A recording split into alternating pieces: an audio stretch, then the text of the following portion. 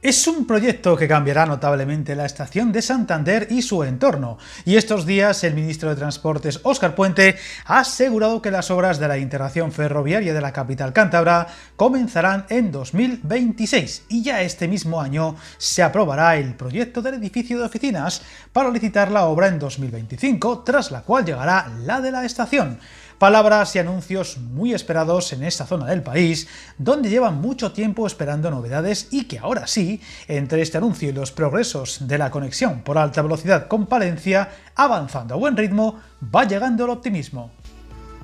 Estos detalles se daban a conocer tras la reunión de Puente con la alcaldesa de la ciudad, Gemma Igual, donde se trataron temas de interés común en materia de movilidad sostenible, especialmente del desarrollo de las infraestructuras ferroviarias, con la integración del tren en la ciudad y la ampliación de la estación como puntos focales, que permitirá acoger la llegada de la alta velocidad y ponerlas en el siglo XXI. Una reunión en buena sintonía donde se daba ese importante calendario y que se une a lo ya en marcha en la segunda ciudad de la comunidad, Torrelavega, y que informamos en un vídeo reciente del canal.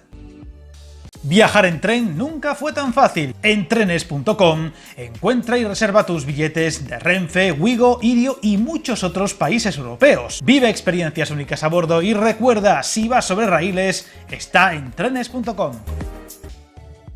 De esta forma, y si se cumplen los plazos, en 2026 el inicio de las primeras obras de la integración urbana del ferrocarril serán una realidad, proyecto que mejorará radicalmente la integración de la estación en la ciudad, racionalizando la superficie de la playa de vías, permitiendo liberar espacio para la ciudad y generando un nuevo espacio público a dos alturas sobre la losa de cubrimiento de los andenes, un inmenso área que se transformará y aprovechará para Santander, más aún teniendo en cuenta su privilegiada situación.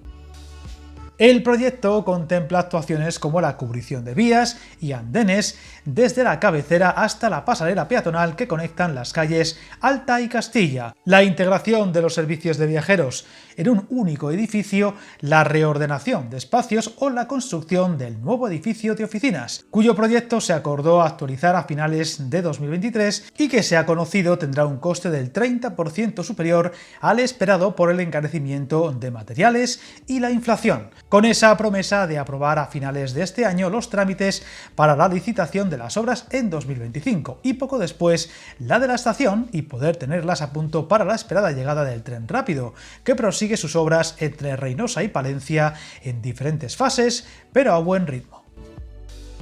Uno de los puntos más determinantes del proyecto incluye la rehabilitación y modernización de la estación de red convencional o pabellón norte, para unificar en un único edificio de viajeros la prestación de todos los servicios ferroviarios, así como la construcción de un nuevo volumen adosado al pabellón norte que permitirá ampliar la superficie del edificio de viajeros y crear una nueva conexión de la plaza de las estaciones con el Paseo del Agua. Además, se construirá un nuevo edificio de usos ferroviarios,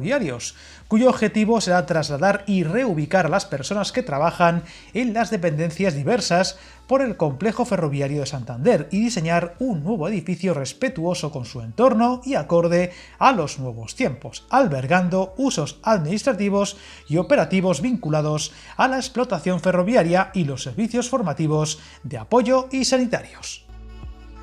La reordenación de espacios será la otra pieza clave, con el objetivo de racionalizar la superficie que ocupan actualmente las playas de vías y las instalaciones ferroviarias, para por una parte optimizar la prestación del servicio ferroviario y por otra liberar espacios para mejorar la integración del ferrocarril en la ciudad, un proyecto muy importante para Santander y que por fin parece coger forma y sobre todo tener un calendario concreto y ambicioso, así como un presupuesto generoso para hacer posible esta transformación de la que estaremos muy pendientes. Suscríbete al canal y recuerda, hasta el camino más largo se inicia con un primer paso.